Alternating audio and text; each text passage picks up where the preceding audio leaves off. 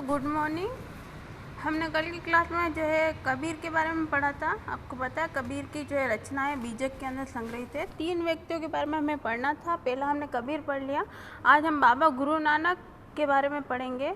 तो कबीर दास जी के बारे में हमने पढ़ लिया। कबीर दास जी जो है हिंदू थे या मुस्लिम थे इसका उनको पता नहीं था, लेकिन उनका जो लालन पालन किया वो मुस्लिम परिवार में हुआ था, एक जुलाहे के घर पे हुआ था। ये बात आपको ध्यान रखनी है। और उनकी जो रचना है वो आज के वर्तमान समाज के रूप में जो है एक प्रेरणा स्रोत के रूप में हमारे सामने है, ये आपको ध्यान रखना है। यस बच्चों, अब हम बाबा गुरु नानक यानी गुरु नानक देव के बारे में पढ़ेंगे, है ना। गुरु नानक देव कौन है, क्या है, इनके बारे में अच्छे से हम पढ़ लेंगे ताकि हमको जो है आगे काम आए। बाबा गुरु नानक 1459 से लेकर 1539 का जन्म एक हिंदू व्यापारी परिवार में हुआ। उनका जन्म स्थल मुख्यतः इस्लाम धर्मावली पंजाब का ननकाना गांव था जो रावी नदी के पास था। अब देखिए, आपको एक बात याद रखनी है कि जो है किसका जन्म कहाँ हुआ था। यहाँ पर जो गुरु नानक देव इनका जो जन्म हुआ कब हुआ, 1459 से लेकर 1539 के बीच में हुआ, हिंदू परिवार में हुआ। और जन्म जो स्थान है वो पंजाब का ननकाना है। तो आपको पूछा जाए गुरु नानक देव का जन्म कहाँ हुआ, तो आपको ध्यान रखना है पंजाब का ननकाना जो स्थान है वहाँ पर जो इनका जन्म हुआ। ठीक है बच्चों, तो इनका जन्म के बारे में आपको ध्यान रखना है। उन्होंने फारसी पढ़ी और लेखाकार के कार्य का प्रशिक्षण प्राप्त किया। तो गुरु नानक देव देखो, हर व्यक्ति जो है अपने जीवन के अंदर जो है कुछ ना कुछ कार्य कर जो है आगे जो है महान जो है विद्वान के रूप में जो है पूजा जाता है। तो इन्होंने भी जो है फारसी भाषा पढ़ी और लेखाकार के कार्य का प्रशिक्षण प्राप्त किया। उनका विवाह छोटी आयु में हो गया था, किंतु वो अपना अधिक समय सूफी और भक्त संतों के बीच गुजारते थे। उन्होंने दूर दराज की यात्राएं भी की। अब देखिए, उनका विवाह छोटी आयु में हो गया, लेकिन उसके बाद भी जो है वैवाहिक जीवन में उन्होंने कम ध्यान देकर क्या किया, सूफी और भक्त संतों के बीच में क्या करते थे, वो अपना समय गुजारते थे और दूर दराज की वो यात्राएं किया करते थे। बाबा गुरु नानक का संदेश उनके भजनों और उपदेशों में निहित है। ये आपको ध्यान रखना है कि जो उनका संदेश है वो उनके भजन और जो है उपदेश जो उन्होंने दिए उसके अंदर निहित है।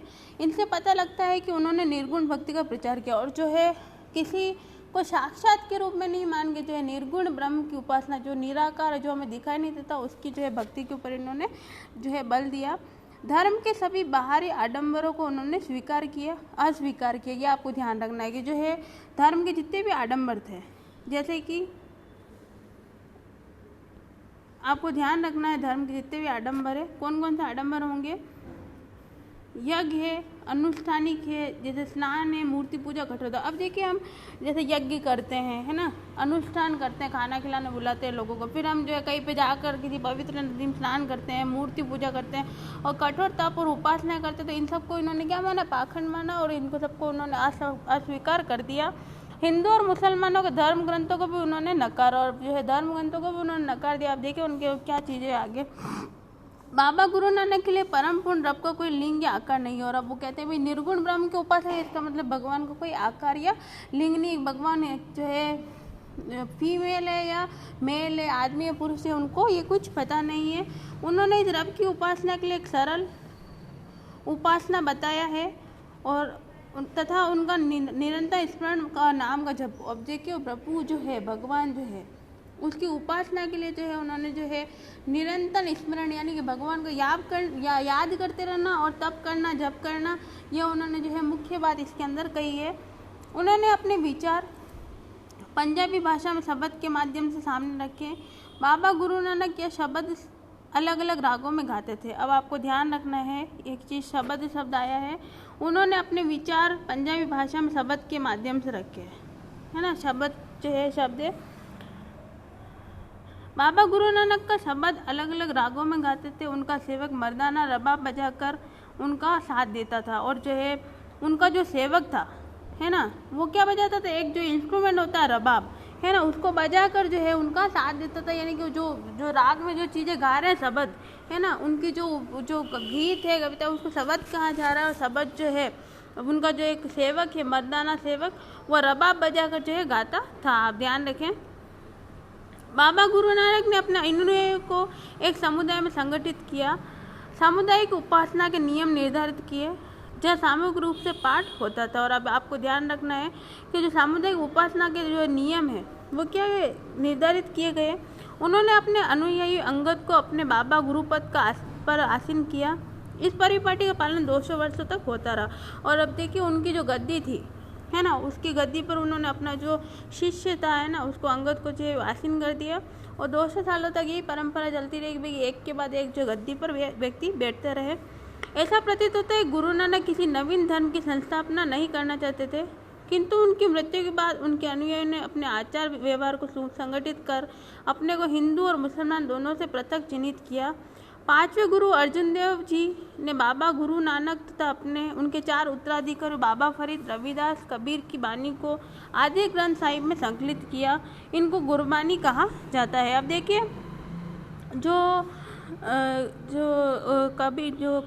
गुरु नानक के जो शिष्य थे और गुरु नानक की मृत्यु के बाद क्या हो गया, हिंदू मुसलमान में अलग अलग पृथक हो गए और जो है अपने अपने धर्म के अनुसार जो है अपना जीवन जीने लगे।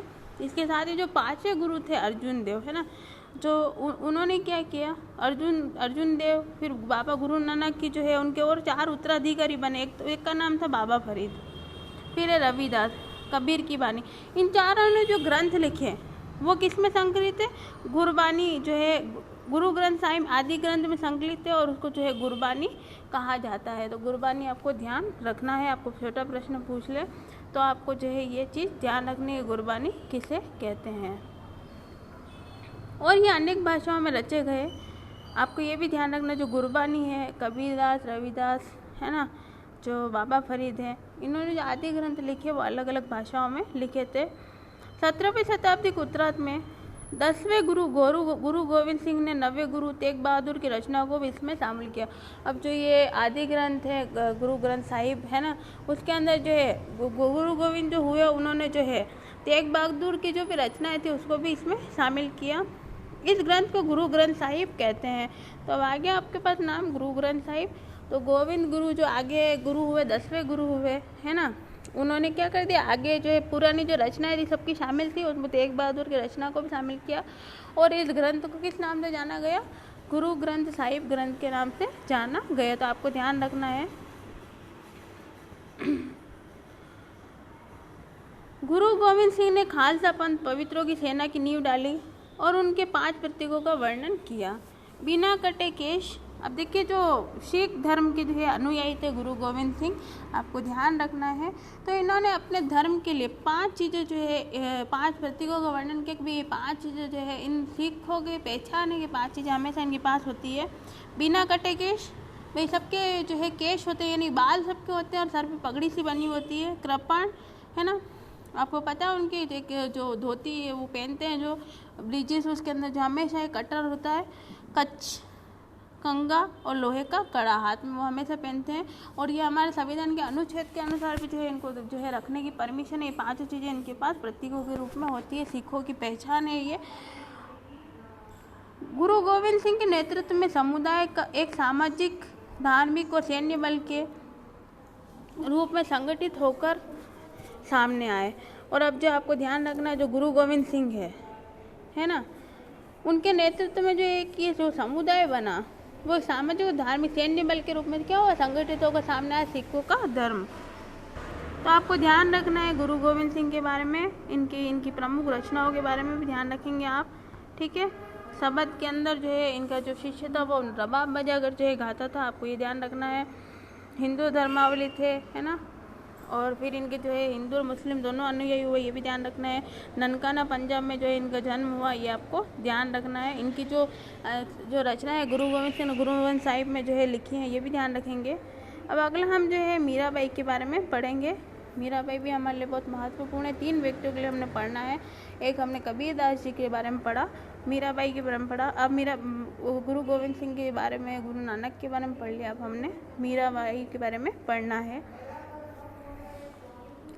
मीराबाई लगभग 15वीं 16वीं शताब्दी संभवतः भक्ति परंपरा की सबसे सुप्रसिद्ध कवियत्री है। उनकी जीवनी उनके लिखे भजनों के आधार पर संकलित की गई है। अब देखिए मीराबाई जो है जो है कृष्ण भक्त जो है, आपको सभी को पता है, भक्ति परंपरा की सुप्रसिद्ध कवियत्री है। उनकी जीवनी जो है उनके लिखे भजनों के आधार पर संकलित की गई है। तो उन्होंने जो लिखे हैं भजन, उसी के आधार पर उनकी जीवनी की हम पहचान करते हैं।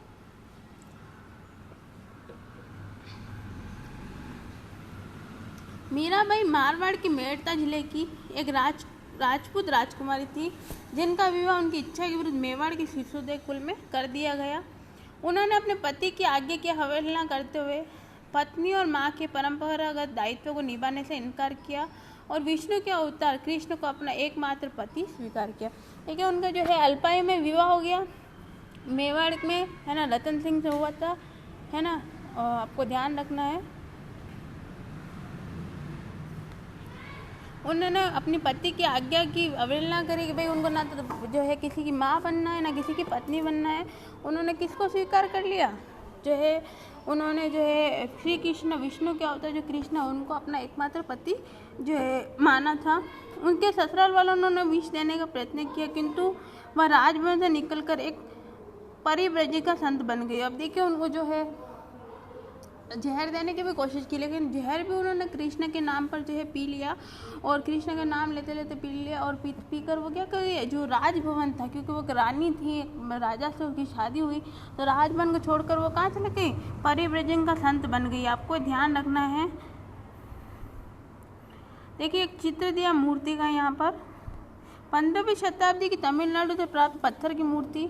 यह कृष्ण को बांसुरी बजाते दिखाया गया। मीराबाई कृष्ण के इसी रूप को पूछती थी और मीराबाई देखिए कृष्ण के इसी रूप को पूछती थी। आपको ध्यान रखना, कृष्ण के बांसुरी बजाते हुए। ये कहाँ से मिली है मूर्ति, तमिलनाडु से मिली है।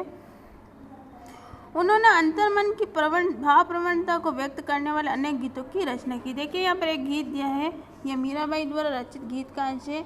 अगर चंदन की चिता बनाऊं अपने हाथ जला जा, जल बल भई भस्म की ढेरी अपने अंग लगा जा। मीरा कहे प्रभु गिरधर नागर जोत में झोल मिला जा। एक और पद में वह कहती है, राणो जी मेवाड़ मारे कई करसी, मैं तो गोविंदा गुण गास्या। राणो जी रुस्सी गाँव रक्सी, हरी रुस्सिया बबले। आप वो कह रही है कि भाई अपने पति को मेरे लिए ये जो आपका मेवाड़ है, जो आपका महल है, ये मेरे लिए कोई महत्वपूर्ण नहीं है। मैं तो क्या करती हूँ, गोविंद के गुण गाती हूँ। तो मीरा ने खुद ने जो है ये रची है। आगे हम देखें, कुछ परंपराओं के अनुसार मीराबाई जो है, मीरा के गुरु रैदास थे। आपको ध्यान रखना, आपको पूछे कि मीरा के गुरु का नाम क्या है, तो रैदास है। और जो रैदास है इसकी छतरी जो है आपको ध्यान रखना है चित्तौड़गढ़ के अंदर बनी हुई है और मीरा मंदिर भी जो चित्तौड़गढ़ के अंदर है, आपको ये भी ध्यान रखना है। इससे पता चलता है कि मीरा ने जातिवादी समाज की रूढ़ियों का उल्लंघन किया। और अब देखिए उनके गुरु जो है रैदास है और रैदास क्या थे, चमार जाति के थे। ये भी आपको ध्यान रखना। अब जो है वो एक महारानी है, राजपूत कन्या है, उसके बावजूद भी क्या है, वो जो है चर्मकार यानी कि चमार जाति के व्यक्ति को उन्होंने अपना गुरु बनाया। इसका मतलब मीराबाई जो है भेदभाव या जातिवाद के अंदर विश्वास नहीं रखती थी।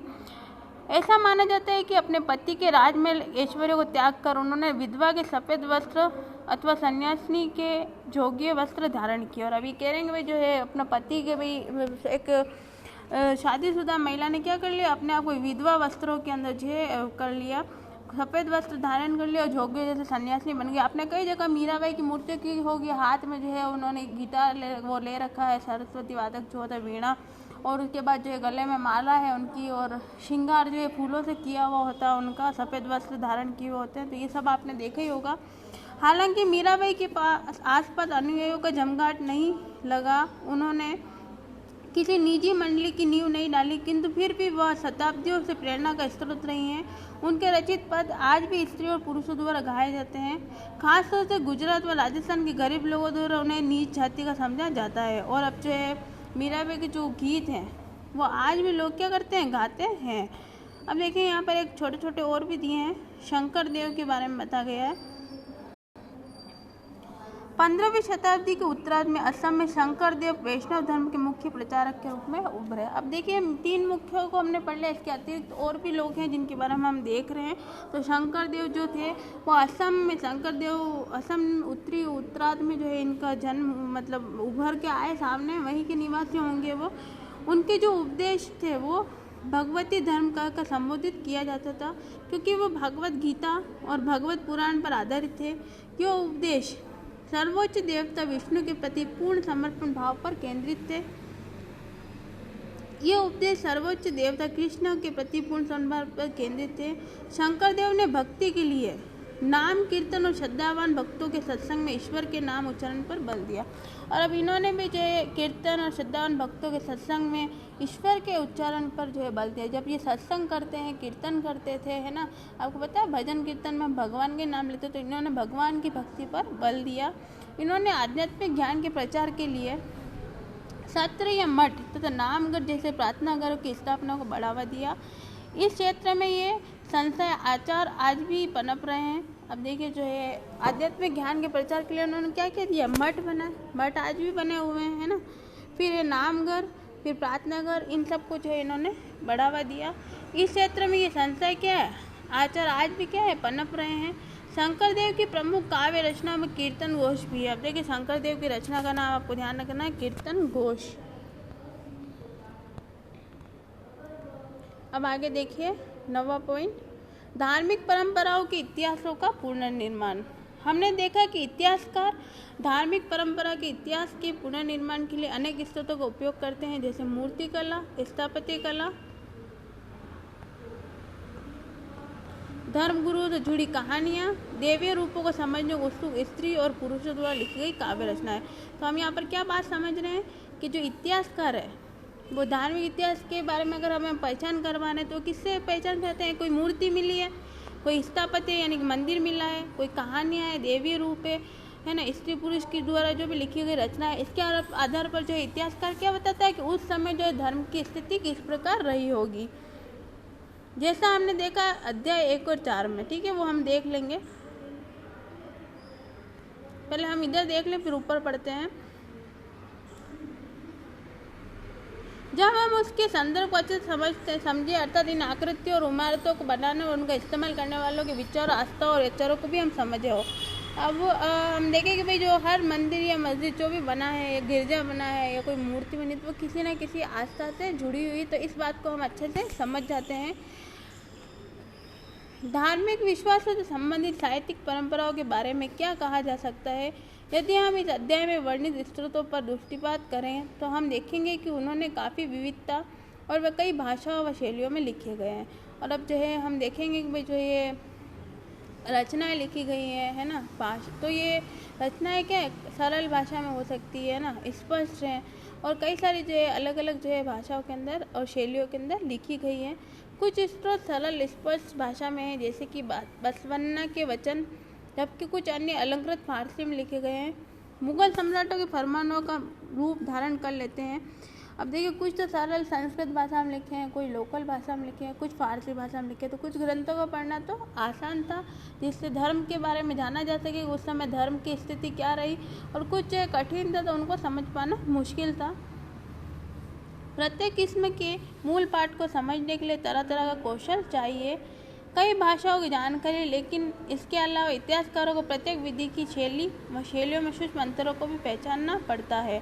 और अब जो है ये कह रहे हैं कि प्रत्येक किस्म के मूल पाठ को समझने के लिए क्या करना पड़ता है, अलग अलग तरह के कौशल जो है आने चाहिए, है ना, हर चीज़ को अलग अलग लॉजिक से हमें सीखना आना चाहिए, कई भाषाओं की जानकारी होनी चाहिए हमें। लेकिन इसके अलावा इतिहासकारों को क्या करना चाहिए, प्रत्येक विधि की शैली और शैलियों में सूक्ष्म अंतर को पहचानना चाहिए कि भाई कौन से धर्म में क्या मुख्य बात है, कि ये क्या अलग है, इसको पहचानना भी इतिहासकार को आना चाहिए। अब हम यहाँ देखें सूफी परंपरा के इतिहास के पुनर्निर्माण के विभिन्न स्रोत, ये हमने पहले ऊपर देख लिए, थोड़ा हम रिवाइज कर लें फिर से इसको। सूफी खानकों के आसपास अनेक ग्रंथों की रचना हुई जिनमें शामिल है सूफी विचारों आचारों पर प्रबंध पुस्तिका, कशफुल मजहूब इस विधा का एक उदाहरण है। अब यहाँ पे कह रहे हैं सूफी ग्रंथ कौन कौन से रचे गए, खानका गए। खानका क्या है, जहाँ पर सूफी संत रहा करते थे उस स्थान को खानका कहा जाता है। और ये पुस्तक जो है अली बिन उस्मान हुजवीरी द्वारा लिखी गई है और इनकी मृत्यु जो हो गई थी 1071 में हुई थी। साहित्य इतिहासकारों को जानने में मदद करता है कि उपमहाद्वीप के बाहर की परंपराओं ने भारत में सूफी चिंतन को किस तरह प्रभावित किया। मूल फुजात सूफी संतों की बातचीत, मूल फुजात पर एक आरंभिक ग्रंथ फवाइद अल फुआद है। अब देखिए सेकंड जो ग्रंथ जो लिखा है मूल फुजात है ना, इसमें जो सूफी संत आपस में बातचीत किया करते थे उसके बारे में रचनाएं लिखी गई है। ये जो है माना जा रहा है कि आरंभिक ग्रंथ है।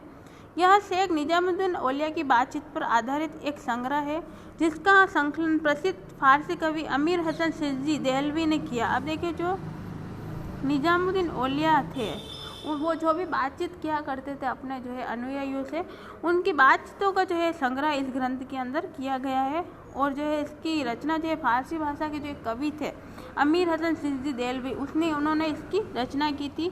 स्रोत 9 में से इस ग्रंथ से लिया गया एक अंश उद्धृत है। मूल फुजात का संकलन विभिन्न सूफी सिलसिलों के शेखों की अनुमति से हुआ और जो ये ग्रंथ है इसका संकलन जो किया गया, इनकी बातों को जो है एक जगह संकलित करके जो लिखा गया वो कई सारे शेखों की अनुमति की बात हुई, परमिशन की बात हुई, क्योंकि जो है ऐसे किसी की बातों को प्रचार करने की भी जो है अनुमति नहीं है। हमारे बोले गए कथन हम किसी और को हमारी परमिशन के बिना जो है आगे भेजने नहीं देते। वैसे ही जो है निजामुद्दीन औलिया की जो भी बातें थी उनका भी जो है परमिशन के बाद जो है संकलन किया गया। अब देखिए आगे, मकतूब यानी लिखे हुए पत्रों का संकलन। अब कुछ चीज़ें हैं मकतूब नाम से हुई, जो पत्र पहले लिखे गए होंगे उन पत्रों का संकलन है इसके अंदर। कई शताब्दियों तक इनका संकलन होता रहा। मकतूब वे पत्र थे जो सूफी संतों द्वारा अपने अनुयायियों और सहयोगियों को लिखे गए थे। इन पत्रों से धार्मिक सत्य के बारे में शेख के अनुभवों का वर्णन मिलता है जिसे वह अन्य लोगों के साथ बांटना चाहते हैं। अब देखिए, जो सूफी संतों द्वारा अनुयायी और सहयोगियों द्वारा जो है क्या लिखे गए थे, मकतूब लिखे गए थे और ये धार्मिक सत्य के बारे में जो है शेख के अनुभवों का वर्णन करते हैं। इसमें मिलता है वह अन्य लोगों के साथ जो है उनके अनुभवों क्या करना चाहते थे, बांटना चाहते थे। ये आपको ध्यान रखना है। वह इन पत्रों में अपने अनुयायियों के लौकिक और आध्यात्मिक जीवन, उनकी आकांक्षाओं और मुश्किलों पर भी क्या करना चाहते थे, टिप्पणी करते थे। विद्वान बहुधा 17वीं शताब्दी के नक्शबंदी सिलसिले के शेख अहमद सरहिंदी, अब आपको एक एक नाम ध्यान रखना, थोड़ा यहाँ पे कंटेंट पास लिखा हुआ है तो फिर से मैं पढ़ देती हूँ आपको। इन पत्रों से धार्मिक सत्य के बारे में शेख के अनुभवों का वर्णन मिलता। सीधी बात, मकतूब थे, अनुयायियों के पत्र थे, तो इन जो पत्रों से क्या मिलता है, जो शेख थे उनके जितने भी अनुभव रहे, जो लोगों से, धर्म से, जनता से, समाज से उन्होंने सीखा, उन अनुभवों का संग्रह इन पत्रों में देखने को मिलता है। और वो क्या करते थे, वो अन्य लोगों के साथ जो है इन अनुभवों को बांटना चाहते थे। वह इन पत्रों में अपने अनुयायियों के लौकिक और आध्यात्मिक जीवन, उनकी आकांक्षाओं और मुश्किलों पर टिप्पणी करते थे। और जो ये पत्र होते थे वो लोगों से बातचीत करते थे, लोगों का समाज के प्रति नज़रिया, दुनिया के प्रति नज़रिया, उनकी मुश्किलात क्या थी, इन सब के बारे में जो है वो चर्चा किया करते थे। विद्वान बहुधा 17वीं शताब्दी के नक्शबंदी सिलसिले के शेख अहमद सरहिंदी के लिखे मकतूबात इमाम रब्बानी पर चर्चा करते हैं।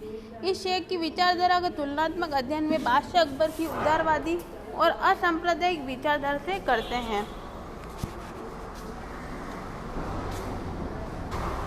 अब देखिए, जो एक शेख जो है नक्शबंदी सिलसिले के थे, शेख अहमद सरहिंदी, उनकी मृत्यु 1624 में हुई थी और उनकी जो रचना थी मकतूबात इमाम रब्बानी पर जो है वो चर्चा करते हैं।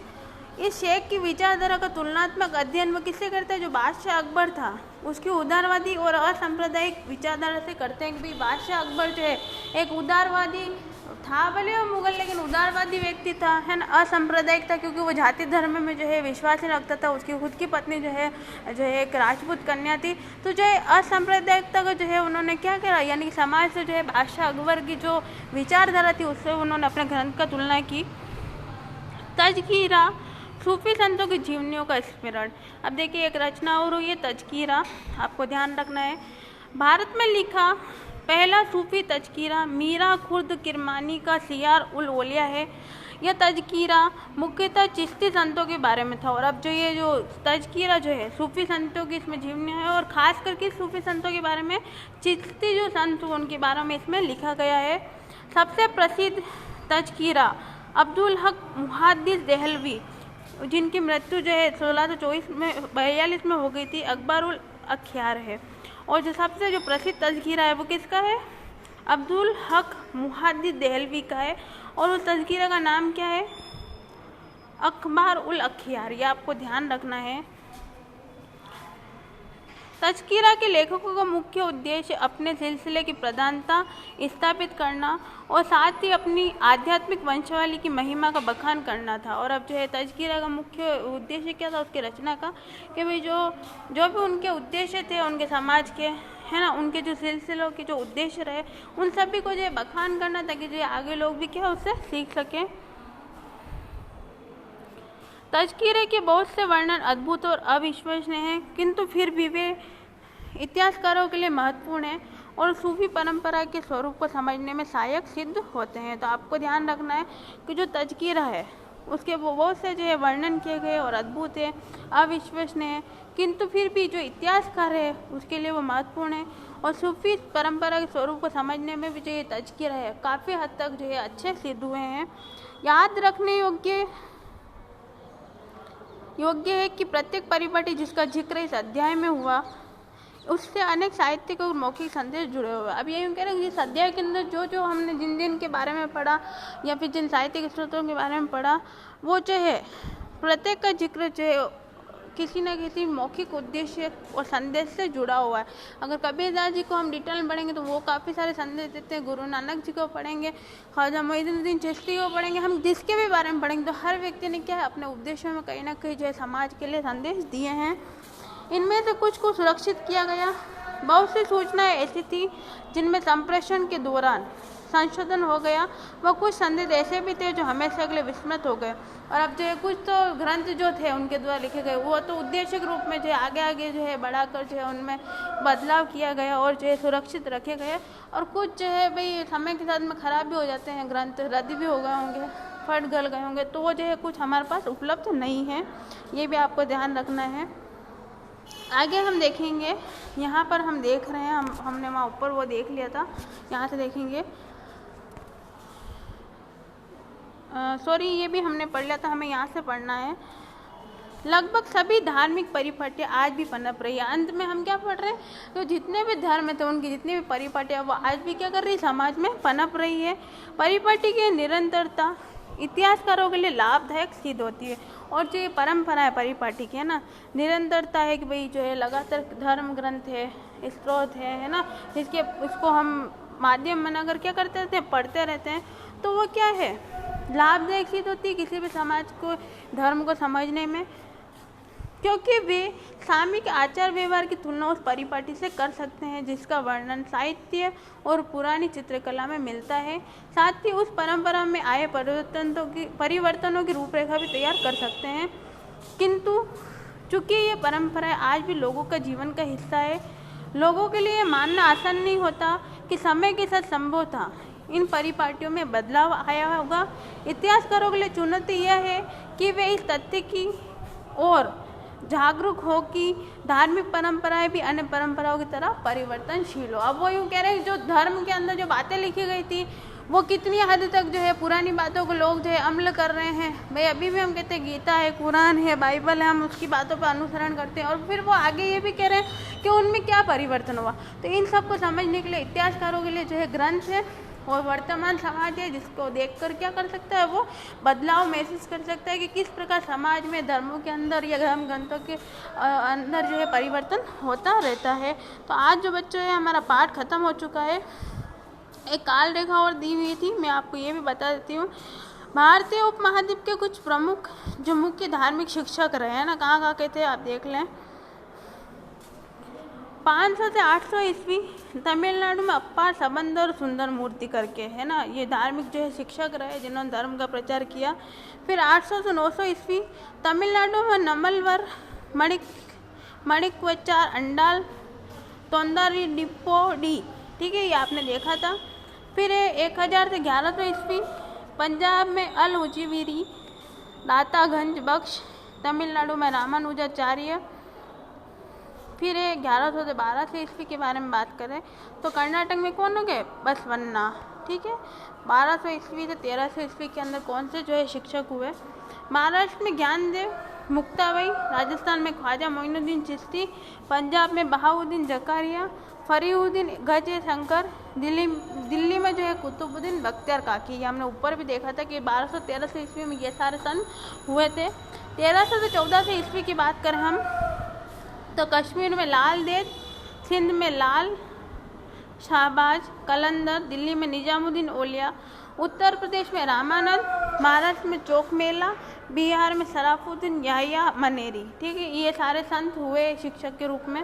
1400 से 1500 ईस्वी की बात करें तो उत्तर प्रदेश में कबीर, रैदास, सूरदास, पंजाब में गुरु नानक, गुजरात में वल्लभाचार्य, ग्वालियर में अब्दुल्ला सत्तारी, गुजरात में मोहम्मद शाह आलम, गुलबर्गा में मीर सैयद मोहम्मद गेसू दराज, असम में शंकरदेव, महाराष्ट्र में तुकाराम। ये सारे संत हुए थे। ये सारे काफ़ी सारे संत जो छोटी क्लास में भी पढ़ के आए हैं, तो इनसे हम सब परिचित हैं। 15वीं से 16वीं ईस्वी के बारे में बात करें तो बंगाल में श्री चैतन्य प्रभु हुए, घोड़े संप्रदाय जमा चलाया था। राजस्थान में मीराबाई हुई, उत्तर प्रदेश में शेख अब्दुल कद्दास गंगोई, मलिक मोहम्मद जायसी, तुलसीदास। देखिए कुछ लोगों के बारे में हमने इसमें पढ़ा, मुख्य मीराबाई, कबीर और गुरु जो नानक थे, उनकी 3 लोगों के बारे में मुख्यतः पढ़ाया गया। लेकिन इतने सारे शिक्षक और हुए जिनके बारे में आप जो है छोटी क्लासों में पढ़कर आए हैं, इसलिए सिर्फ इनका नाम ही दिया गया है। 1600 से 17वीं ईस्वी की बात करें तो हरियाणा में शेख अहमद सरहिंदी, पंजाब में मियाँ मीर। तो ये सारे संत क्या हुए, शिक्षक संत हमारे भारतीय उपमहाद्वीप में जाने जाते हैं। इनके संदेशों को लोग क्या करते हैं, अपने जीवन में उतारते हैं। तो जो है आज हमारा भक्ति और सूफी परंपरा वाला पार्ट ख़त्म हो गया है। तो जो है आप इस पूरे पार्ट को अच्छे से रिवाइज कर लें। सारे वीडियो मेरे पास यूट्यूब पे डाल रखे हैं मैंने, एक एक वीडियो आप चला कर आराम से इस पार्ट को धीरे धीरे समझ सकते हैं। कई सारे टुकड़ों के अंदर वीडियो मैंने अपलोड कर दिए हैं, तो आप जो है इसको पढ़ लें। चैप्टर को 2 बार पढ़े, 3 बार पढ़े, उसके बाद अच्छे से समझें, क्योंकि आपको जो बोर्ड की परीक्षा में जो है प्रश्न उत्तर कर लिख के आना है, तभी आप अच्छे अंक अर्जित कर पाएंगे। धन्यवाद।